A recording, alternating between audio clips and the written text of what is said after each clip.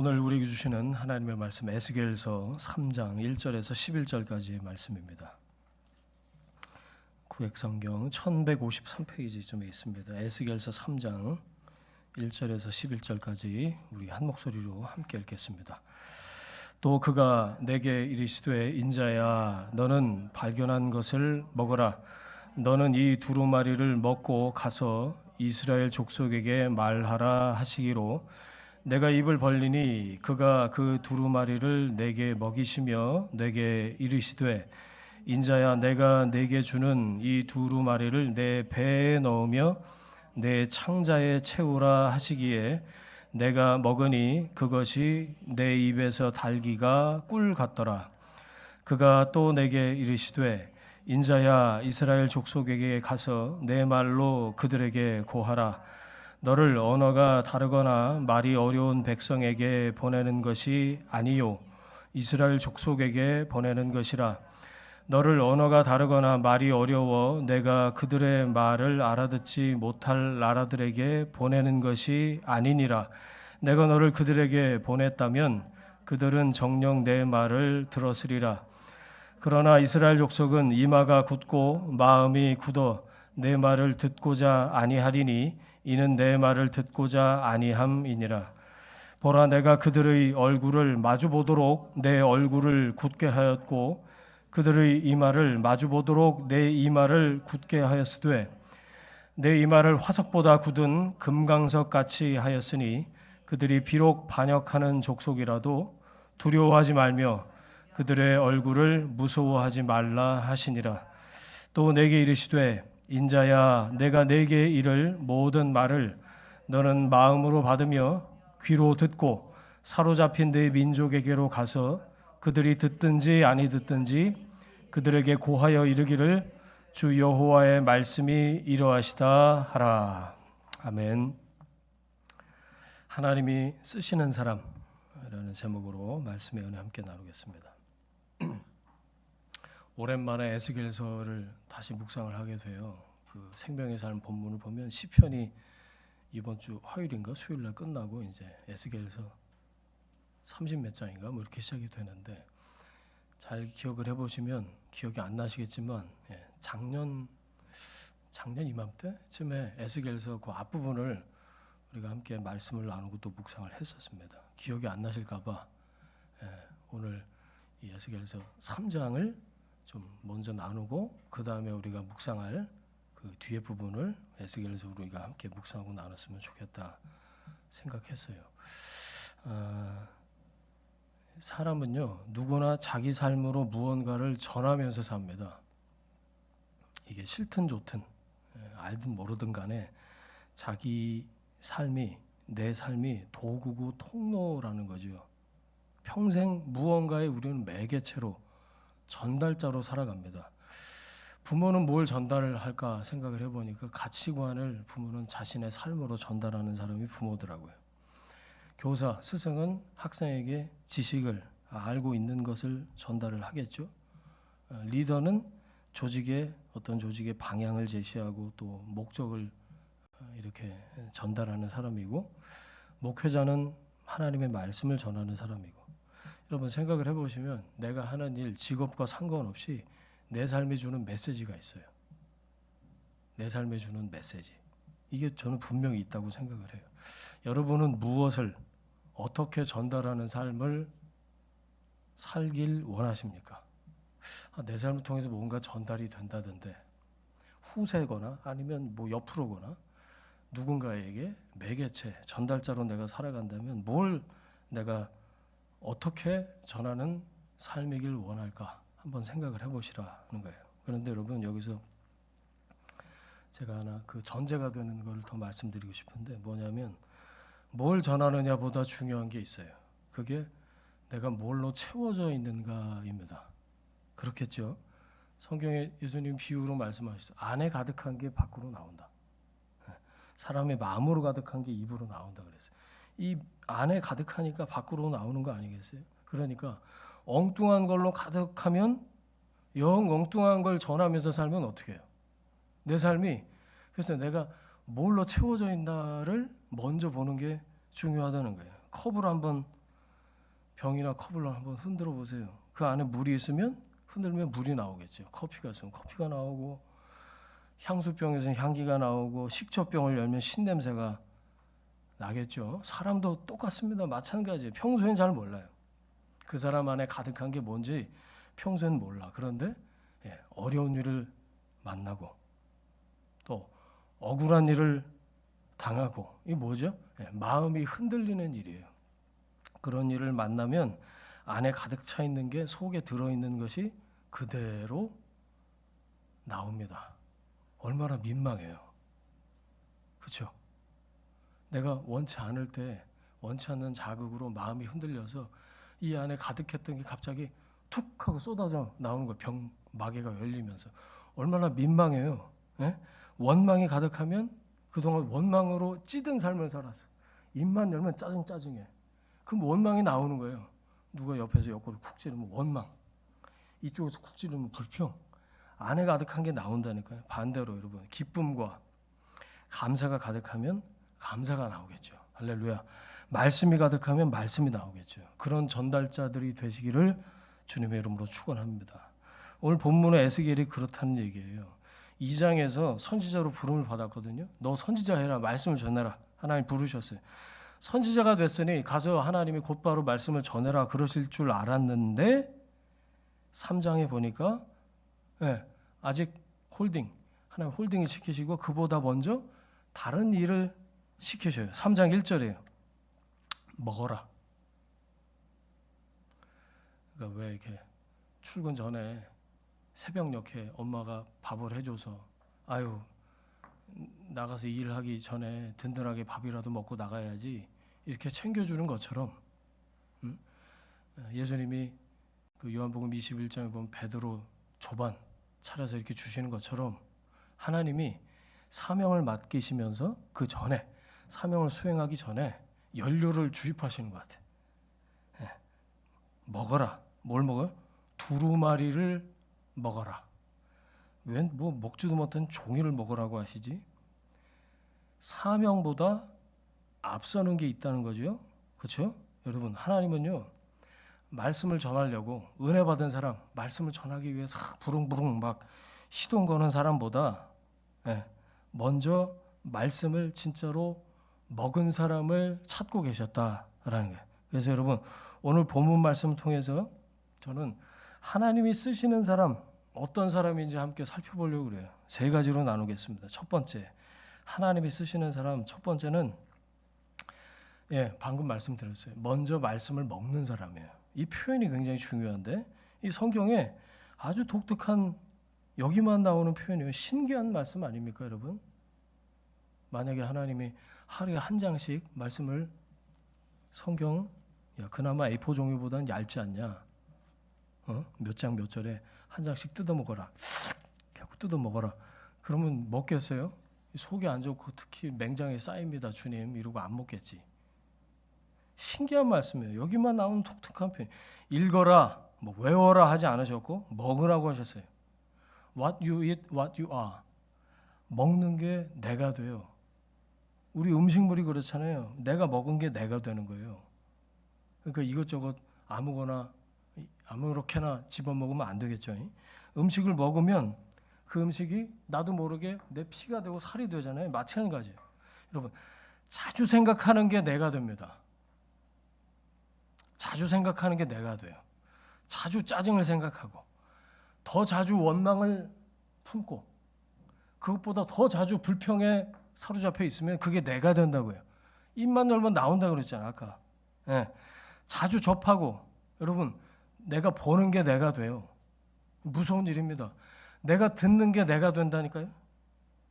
그렇게 영향을 받는 게 나의 가치관을 형성하고 나의 미래를 만들어 버려요.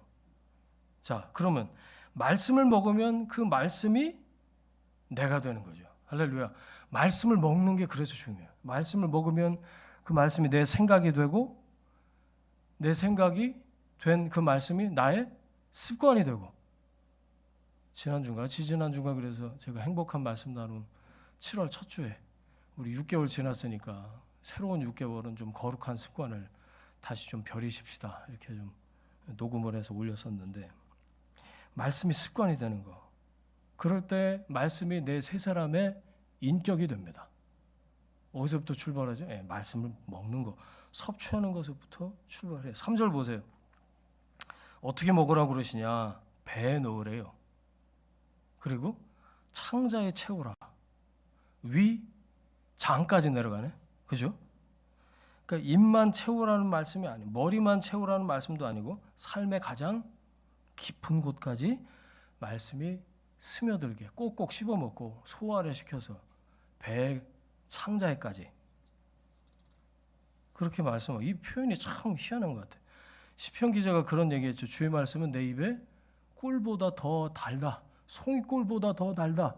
시편 저자가 그런 표현을 했어요. 구약에서 말씀을 깊이 만난 사람들 보니까 전부 다 말씀을 먹은 사람들이었어요. 그 말씀을 그냥 머리로만 알고 외우기만 하고 하나님이 전달하라고 그랬으니까 알려주신 거 그냥 입으로 내뱉는 그런 통로 도구 역할이 아니라 말씀을 다 꼭꼭 씹어먹고 배 창자에 저장을 하고 말씀을 깊이 먹은 사람, 맛을 본 사람들이 그런 사람들이었다. 그런데 그 맛이 생각해보면 이상해요. 왜 달다고 했을까요? 말씀이 달다. 이게 왜 달다고 했는지 한번 생각해 보신 적 있으세요? 에스겔이 먹은 두루마리 내용이 뭐였죠?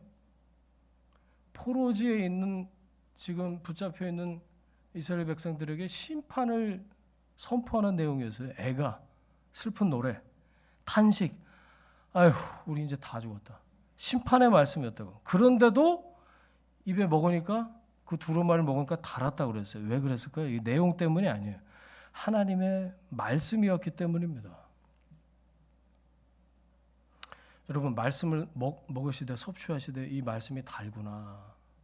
그때까지 한번 드셔보시길 바라요. 옛날 달고나인가?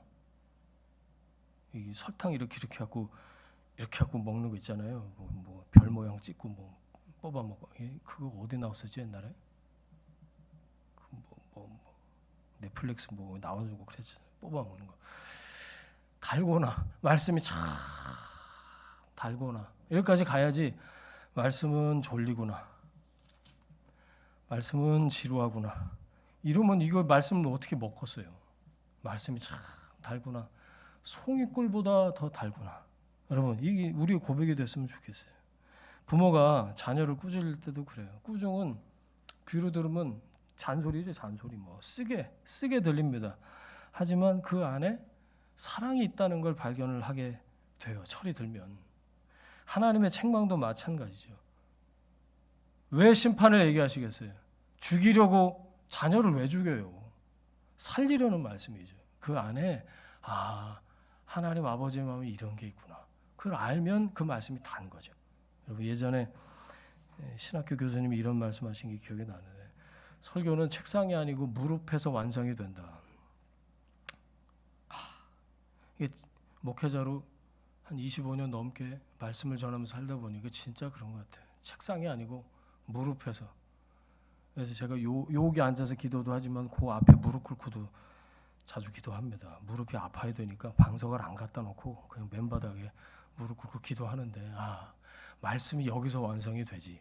껌껌한데 불 꺼놓고 기도를 해요.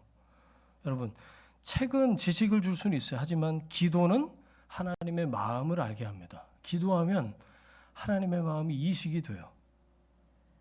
여러분 한 사람 한 사람 놓고 제가 주중에 기도하면서 하나님 아버지의 마음을 저에게 이식해 주십시오.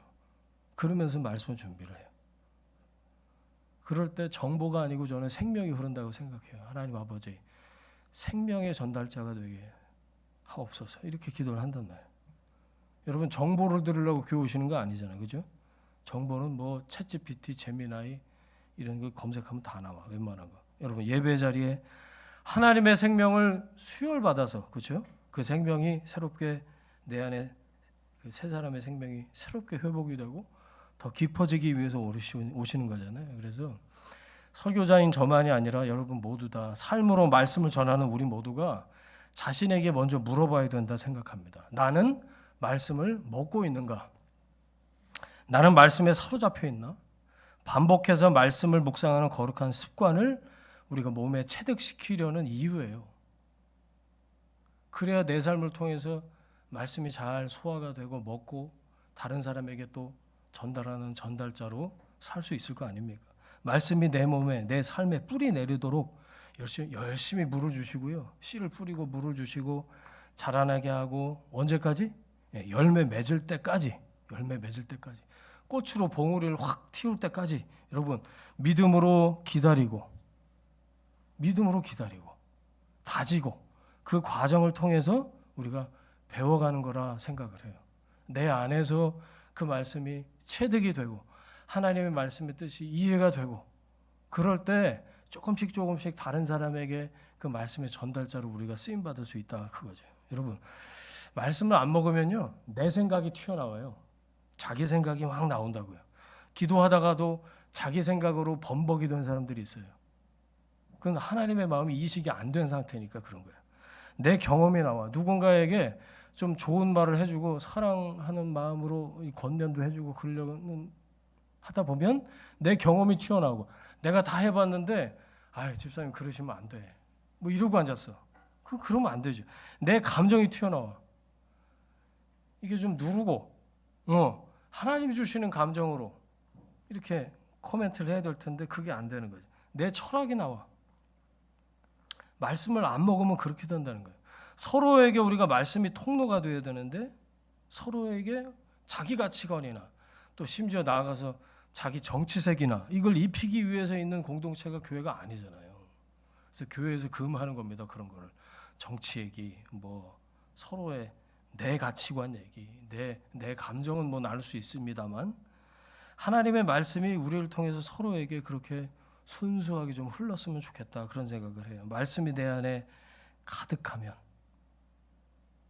흔들면 뭐가 나와요? 말씀의 향기가 인센스 이렇게 불 붙여갖고 이렇게 하고 딱 꽂아놓으면 은은한 향기가 퍼지는 것처럼 툭 치면 말씀이 툭 나오는 그런 통로가 되길 그렇게 쓰임받는 저와 여러분이 되길 주 이름으로 축원합니다. 두 번째 하나님이 쓰시는 사람은요 결과에 집착하기보다 순종을 배우는 사람을 하나님이 쓰신다. 하나님 에스겔에게 말씀하시는데 4절 5절 보세요. 가라. 서술로 보면 4절 5절 가라 그리고 고하라. 가서 전하라 그거예요. 6절 7절 6절 그들이 내 말을 듣지 않을 거다. 7절 그들이 네 말 안 들을 거야. 말이 안 통하는 사람들한테 보내는 게 아닌데 말이 통하는 이스라엘 족속에게 보내는 거야. 그런데도 네 말이 안 통할 거야. 참 이상하죠. 안 들을 걸 아시면서도 왜 보내시는 거야 도대체. 에스겔 네가 가서 암만 얘기해봐 안 들을 거야. 그런데도 하나님 보내시는 거예요. 에스겔이 뭘 먼저 생각했을까요? 선지자로 부름받아서 말씀 받았을 때 결과. 이렇게 하면 이런 결과가 나겠지라고 아마 생각을 했을 거예요. 그리고 한편에서는 하나님 상황이 이런데 간다고 될까요? 해도 이게 무슨 소용이 있을까요? 제가 해봤는데 안 되는 거 하나님도 아시잖아요. 그 인간은 구제불능입니다. 주변의 모든 사람이 포기했어요. 병원에서도 안 된다고 그럽디다. 내 머릿속으로 결과를 먼저 생각하고 앞질러서 딱 정해놨어. 하나님 저 사람은 안 변해요. 나를 저 사람한테 왜 보내시는 거예요? 해봤는데 안 되는 거 아시잖아요. 이렇게 하나님하고 디베이트를 해요. 요나처럼. 우리의 관심이 어디 있어요? 늘 결과에 집착해요. 이렇게 되기를 바랍니다가 아니고 이렇게 하나님 될 거예요. 그러니까 하나님 여기에 맞게 하나님 말씀하셔야 돼요. 이렇게 얘기를 한단 말이에요. 그런데 하나님의 관심은 어디 있어요? 나의 순종에 있어요. 하나님은 성공을 약속하지 않으신 채로 순종을 요구하실 때가 있다. 이거 기억하셔야 돼요. 하나님은 성공을 약속하지 않으신 채로 순종을 요구하실 때가 있다. 뭐죠? 듣는 것은 그 사람 책임이고 전하는 것은 에스겔 책임이었어요. 이 원리는 지금도 변하지 않아요. 여러분 우리가 가까운 사람, 또 사랑하는 사람에게 이 말씀을 전할 때, 복음을 전할 때 좋은 마음으로 좋게 되길 바라서 때로 잔소리처럼 들릴진 모르겠지만 이렇게 충원을 하고 고언을 해주고 코멘트를 해줄 때도 마찬가지예요. 오랫동안 기도했는데도 변하지 않는 사랑하는 사람들이 있습니까? 몇 번 얘기할 때 보니까 귀를 아예 닫아버리네.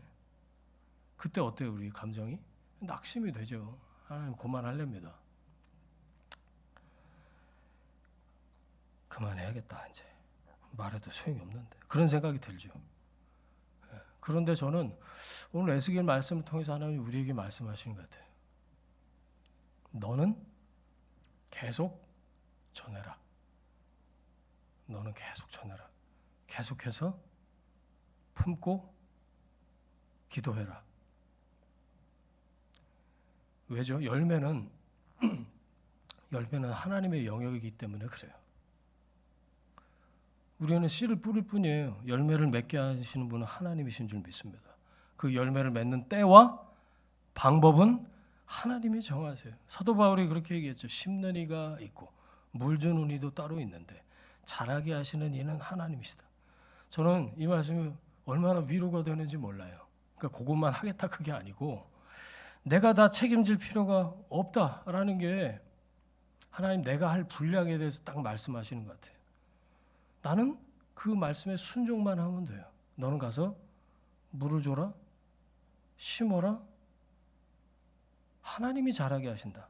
여러분, 결과를 성령의 인도하심에 순종할 뿐이지 결과를 여러분 하나님께 맡기는 여러분 되시길 바랍니다. 맡기실 수 있어야 돼요. 그걸 못 맡기니까 예전에 그런 얘기 들어보셨죠?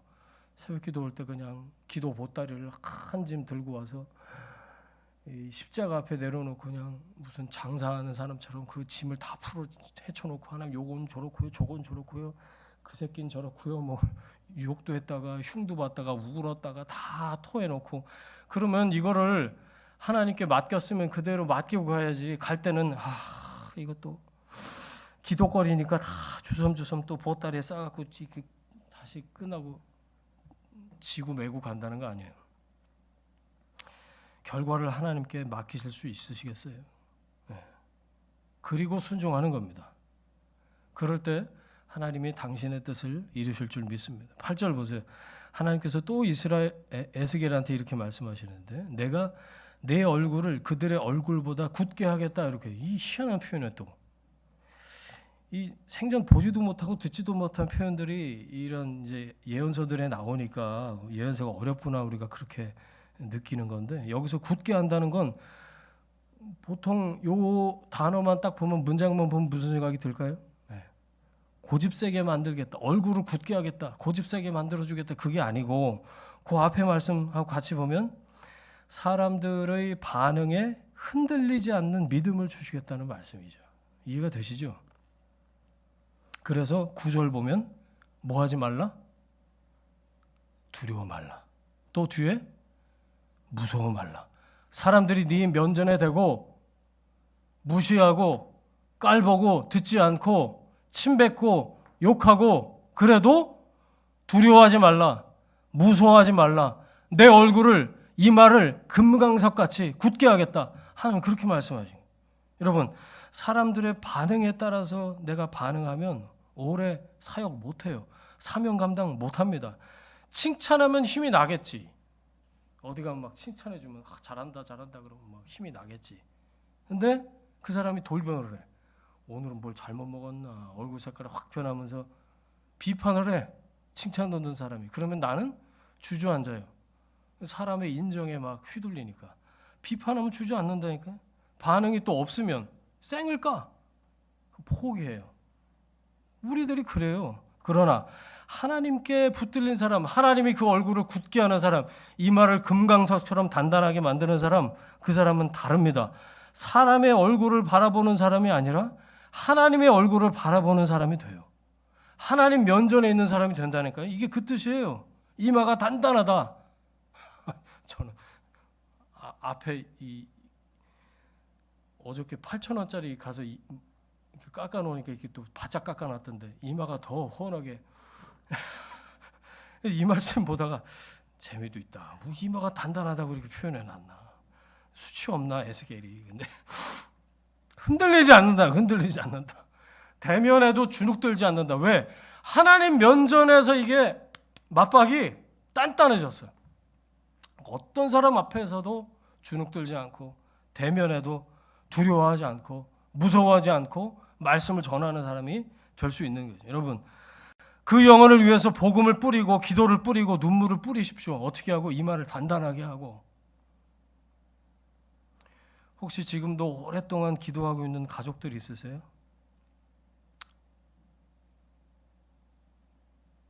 계속 저는 이번 주에 기도하다가 요섭이가 밟혀서 오랫동안 기도를 했는데, 여러분 오랫동안 품고 있는 영혼이 혹시 있으세요? 하나님 오늘 말씀하시는 것 같아요. 포기하지 말아라.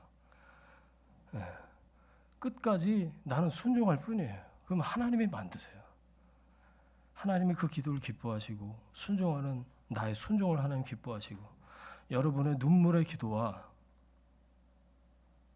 잠깐이겠지만 그 섬김과 영혼 사랑하는 것을 하나님이 반드시 쓰시는 줄 믿습니다. 열매를 책임지시는 하나님. 나는 순종만 책임지면 된다. 그 다음은 하나님이 하신다. 이걸 기억하세요. 우리는 씨를 뿌리는 사람이지 열매를 맺게 하는 사람이 아니다. 하나님께 맡기고 기도하겠습니다. 세 번째, 하나님이 쓰시는 사람, 하나님의 마음으로 사람을 품는 사람이에요. 하나님이 쓰시는 사람, 품는 사람이다. 말씀을 먹은 에스겔이 이제는 사역을 할 줄 알았어요. 그런데 하나님이 또 한 번, 1층, 2층만 있는 게 아니라 3층도 있어. 또 한 번 과정을 지나가게 하시는데 성령께서 에스겔을 어디로 데려가시죠? 거기 보니까 15절에 보시면 무슨 강이요? 그발강가. 에스겔서 그러면 강이 딱 하나 나와요. 그발강가. 거긴 누가 있는데요? 포로로 사로잡힌 백성들이 거기다가 텐트를 짓고 살았나 봐요. 그발강가. 사로잡힌 백성들이 있는, 포로들이 있는 곳으로 성령이 에스겔을 데려가십니다. 이유가 있겠죠. 14절 보시면 에스겔은 이렇게 고백을 해요. 내가 거기에 어떻게 갔다고요? 근심하고 분한 마음으로 갔다. 왜 화가 나? 또 짜증, 또 요나처럼 또 그러는 거야. 뭐야? 여기서 말하는 분노, 분한 마음, 이거는 혈기나 화가 아니고요. 하나님의 백성이 거기 포로로 끌려간 사람들 보세요, 여러분. 하나님의 백성들인데 하나님을 떠난 모습을 성령께서 느끼시고 같은 마음을 품으라고 에스겔을 글로 보내신 거지. 뭐죠? 거룩한 슬픔이에요. 하나님의 마음을 나누어 품은 에스겔에게 성령께서 원하셨던 건 거룩한 슬픔을 느끼길 원하셨던 거예요. 포로들이 메어있는 그발강가로 에스겔을 보내시면서 너 거기서 내가 느끼는 거룩한 슬픔을 너도 느낄 수 있겠냐? 그렇게 말씀하신 거예요. 뭐죠? 사랑하기 때문에 아픈 겁니다.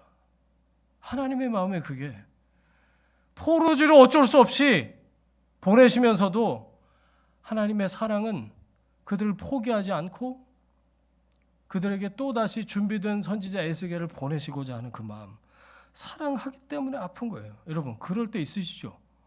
사랑하기 때문에 아픈 거. 그냥 아픈 게 아니라 사랑하기 때문에 아픈 거 경험해 보셨어요? 포기하지 할 수가 없어서 아픈 거예요. 포기하지 못해서 여전히 붙잡고 있어서 아픈 거지. 사랑 안 하면 화도 안 나. 왜 화가 나? 난 관계없는데 뭐 화날 일이 뭐가 있어요. 관심이 없으니까 눈물 날 일도 없는 거예요. 그런데 눈만 감으면 생각이 나고 걸리적거리고 저거 어떡하나 하니까 생각을 하면 괴롭고 생각을 안 해도 괴로워. 저거 어떡하나. 부모가 자녀 때문에 마음 아파하는 거 사랑하기 때문에 그렇습니다. 그거 이렇게 딱 찍어내고 뭐 도장 찍고 뭐 이런다고 해서 분리가 되는 게 아니잖아요, 여러분. 여러분 목자가 양을 잃어버리고 찾으러 가는 것도 99마리를 놓고 그 한 마리 양을 찾으러 가는 것도 사랑하기 때문에 그렇죠. 사랑하기 때문에. 예수님께서 예루살렘 성을 보고 우시는 것도 사랑 때문이었습니다.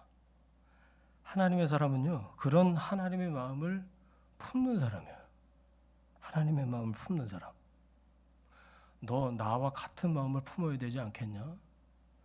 요나가 그걸 못해갖고 마지막에 하나님한테 한 소리 들은 거 아니에요.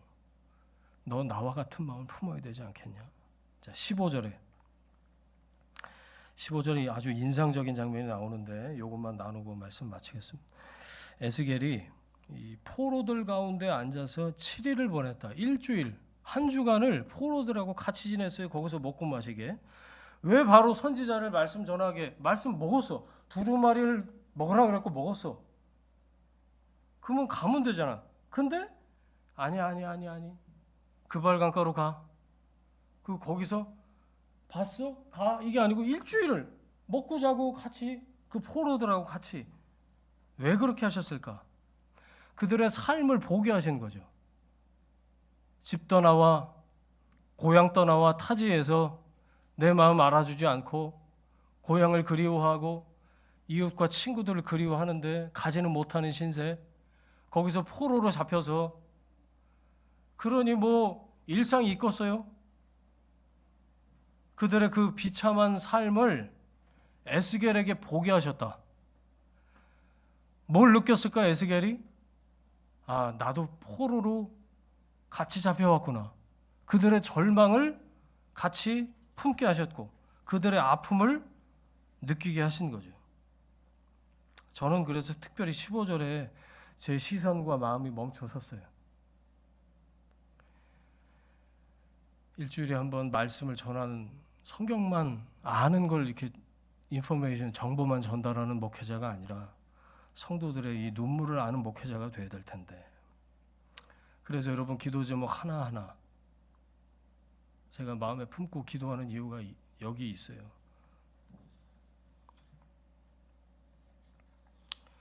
청년의 그 같은 세대에 뭐 이걸 제가 뭐 얼마나 이해하겠습니까? 청년생활 오래 했지만 근데 청년이 느끼는 그 고민을 제가 알고 또 부모의 한숨을 알고 환자가 있다면 환자의 그 마음의 두려움을 알고 노년이 있다면 노년의 그 외로움을 알고 그런 사람이 하나님의 마음으로 말씀을 전할 수 있을 텐데 그렇게 준비되면 하나님이 그런 사람들을 또 보내주실까? 그런 생각을 하면서 이 말씀을 여기에 시선과 마음이 멈춰섰어요. 예수님이 그러셨다는 것을 우리가 알죠. 예수님이 먼저 오셔서 불쌍히 여기셨다는 거 이게 중요합니다. 그리고 나서 말씀하셨어요. 그게 빌립보서 2장 5절이에요. 너희 안에 이 마음을 품으라. 곧 그리스도 예수의 마음이니. 아멘. 주님, 그리스도 예수의 마음을 제가 나누어 품겠습니다. 먼저 품으셨어요. 그리고 나서 고치셨다는 거. 이 순서가 중요해요. 여러분, 사랑이 먼저입니다. 사랑이. 그 다음에 진리는 그 사랑을 따라서 그 사랑이라는 물길을 따라서 진리가 흘러가는 거예요. 진리라는 이 종이로 만든 배를 이렇게 있다면 그 배가 사랑이라는 물길이 있어야 진리가 이렇게 흘러가는 거예요. 입 열어! 진리를 넣어줄게! 그거 갖고 되는 일이 아니다. 또 하나, 사랑이라는 레일이 깔려야 진리라는 기차가 그 위를 달리겠죠. 여러분 부지런히 그 사랑이라는 물길을 막지 말고 흘려보내게 계속해서 작아도 괜찮으니까 그 사랑이라는 물길을 계속해서 내는 여러분 되시길 바랍니다. 좀 빨리 가야겠다 그러면 사랑이라는 레일을 빨리빨리 까세요. 하나님이 진리를 여러분을 통해서 흘려보내실 줄을 믿습니다. 끊어진 곳이 있으면 좀 보수를 하시고 예? 그래야 하나님 쓰실 거 아니에요. 그죠? 여러분 죄만 보면요 정죄만 하게 돼요. 죄만 보면 정죄하게 된다니까요. 허물이 어찌나 잘 보이는지 그런 사람 있죠. 여러분 중에 그런 분들 계십니까? 다른 사람 딱 보면 허물이 먼저 보여. 아유 저 인간은 저거 딱 고치면 좋겠는데 그 생각이 제일 먼저 드는 사람들이 있더라니까. 여러분 잘못된 것이 유독 잘 보이는 사람들이 있어요. 가다 보면 먼지가 나한테만 보여, 쓰레기가 나한테만 보여. 다른 사람 눈에는 안 보이나 봐. 내 눈에 그게 한가득이야. 여러분, 그 사람, 그 영혼, 하나님이 지으신 그 하나님의 형상, 그게 보이는 게 아니라 저거 잘못된 거 아니야? 내가 기준이 돼서 이미 정죄하고 판단하고 판결을 내리고 그런 사람이 있어요.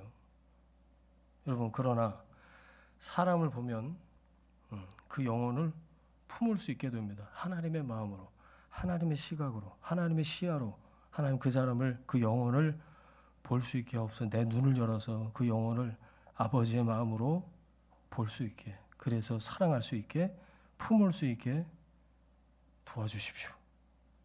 예수님은 죄인을 죄로만 보지 않으셨다. 이게 중요해요. 하나님께서 사랑하시는 아버지께로 돌아와야 될 영혼으로 보셨다는 거예요. 기억하십시오, 여러분. 왜 아픈가? 사랑해서 아픈 거예요. 왜 사랑하나? 이유가 다 있다니까요. 품고 기도하라고 하나님이 붙여주신 거 아니겠어요? 그 과정을 통해서 그 사람도 가르치고 하나님 나를 또 가르치고 그 과정을 통해서 하나님이 함께 하신다는 것을 우리들에게 가르쳐 주실 줄 믿습니다. 그래서 여러분, 오늘도 우리가 오늘 질문해야 되는데, 나는 내 주변에 가까이 있는 그 사람을 변화시켜야 될 대상으로만 보고 있는가?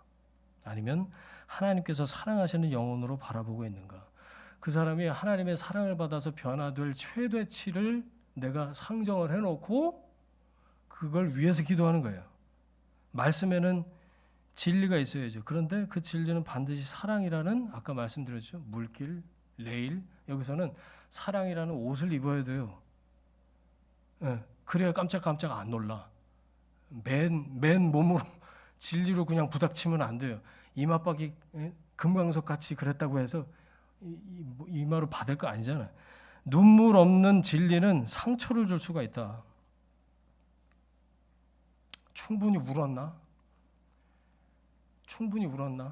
중보는요, 그 사람이 울 걸 내가 대신 울어주는 거예요. 충분히 울었나? 눈물 없는 진리는 상처를 줄 수 있어요. 그러나 하나님의 마음으로 전하는 말씀은 사람을 살리는 능력이 됩니다. 저와 여러분 모두 말씀의 통로, 사랑의 통로가 되길 축원합니다. 말씀을 정리하겠습니다. 일평생 이 에스겔 3장의 말씀처럼 우리가 주님께 쓰임 받는 여러분의 삶이 되기를 축원합니다. 하나님이 일을 먼저 맡기지 않으셨어요. 사람을 선지자를 만드셨어요. 어떻게 해요? 말씀을 먹게 만드셨다. 이걸 기억하셔요. 말씀으로 속 사람을 채우셨어요. 금강석처럼 흔들리지 않는 믿음을 주셨어요. 마침내 하나님의 마음을 품은 선지자로 세우셨다. 무엇보다 이 말씀이 에스겔에게만 주신 말씀이 아니라 우리 모두에게 주시는 하나님의 초청이다, 저는 생각해요. 우리도 먼저 말씀을 먹어야 된다. 말씀을 읽는 것만이 아니라 말씀을 먹는 게 중요하다. 여러분, 요즘 내 안에 뭐가 가장 많이 들어있습니까? 내 배에, 내 창자에, 내 생각에 내가 계속해서 많은 시간 보고 듣고, 오늘 아침에 폰을 이렇게 여니까 전 그런 앱이 있는지도 몰라서 지가 먼저 알려주더라고요. 일주일 동안 폰이 많이 쓴 게 뭐냐 했더니 페이스북이 2등이고 1등이 뭐냐면 블록토크라고. 제가 이게 심심할 때 그래서 아무렇지도 않게 이렇게 하는 게임이 있는데 그거를 뭐 열몇 시간을 썼더라고요. 미쳤구나. 이걸 좀 절제해야겠구나 이런 생각을 했는데, 자, 웃으신 여러분, 여러분 폰 한번 볼까? 뭐가 제일 많이? 여러분, 뉴스가 많이 들어찬 사람들이 있어요. 머릿속을. 유튜브가, SNS가 꽉 찬. 걱정으로, 근심 걱정, 염려로 그냥 머릿속이, 뇌에서 여러분 뇌 사진 찍으면 뭐가 많이 차지하고 있어요. 요즘에 불길한 소문들이나 미래에 대한 막연한 두려움이나 이런 게 가득하십니까? 아니면 무슨 얘기할지 아시죠? 하나님의 말씀입니까? 말씀 먹어야 된다니까, 그죠? 말씀 먹으면 아까 말씀드린 것처럼 생각이 바뀌고 습관이 바뀌고 그럼 인격이 바뀌고 삶이 바뀌는 거죠. 삶이 바뀌면 결국 그 사람이 바뀌는 거 아니겠어요? 말씀이 그렇게 우리의 삶을 새롭게 하고, 그래서 우리의 가정을 살리고 교회를 세워갈 때 하나님께서 우리를 통해서 또 다른 사람을 살리실 줄 믿습니다. 여러분, 하나님은 오늘도 그런 사람을 찾고 계세요. 저는 그립감이 좋은 도구를 찾고 계시다. 쓰임받을 인생을 찾고 계시는 줄 믿습니다. 능력 있는 사람이 아니고 말씀을 먹은 사람, 성공한 사람이 아니라 끝까지 순종하는 사람, 정죄하는 사람이 아니라 품는 사람을 하나님께서 찾고 계신다. 오늘도 하나님은 에스겔을 부르셨던 그 하나님께서 오늘도 우리를 부르고 계시다. 나를 부르고 계시다. 하나님, 제 삶의 현장에서, 제 삶의 일상에서 그렇게 쓰임받는 하나님의 도구가 되길 원합니다. 그런 사람이 되기를 주님의 이름으로 축원합니다. 아멘. 함께 기도하겠습니다. 이 시간에 주신 말씀 붙잡고 기도하고 결단하는 시간을 갖지요. 함께 기도하겠습니다. 하나님 아버지 감사합니다. 오늘 에스겔서 말씀을 통해서 우리에게 말 걸어주시고 말씀해 주시고 이 말씀 우리 가운데 심어주시니 감사합니다. 하나님 어떤 사람을 쓰시는지 선지자로 에스겔을 불러서 하나님께서 쓰시는 준비시키시는 이 과정을 통해서 우리에게 깨달음 주시니 감사합니다. 두루마리를 먹어라 주님 말씀하셨을 때 하나님 말씀을 먹은 사람이 된 것처럼 하나님 주신 말씀을 내 안에 채우고 그 말씀에 하나님 순종을 선택하는 믿음의 사람들 될 수 있도록 하나님 우리의 이 말을 얼굴을 하나님 흔들리지 않는 믿음으로 강력하게 하나님 세워주실 줄 믿습니다. 정죄하고 그들에게 손가락질하고 그런 사람이 아니라 사랑으로 그 영혼을 품는 사람, 하나님 아버지의 마음으로 품는 사람이 되어서 하나님께 쓰임받는 삶을 사는 우리 모두가 될 수 있도록 은혜 베풀어 주옵소서. 주님 인도하여 주옵소서. 함께하여 주옵소서. 이제는 우리의 주인 되신 예수 그리스도의 은혜와 하나님 아버지의 충만하신 사랑과 성령 하나님의 동행하시는 역사가 말씀을 먹고 순종을 선택하고 영혼을 품는, 그래서 하나님께 쓰임받는 삶을 살길 원하는 하나님의 사람들 위해 이들의 일터와 가정과 자녀들 위해 지금부터 영원까지 함께 하시기를 간절히 축원하옵나이다. 아멘.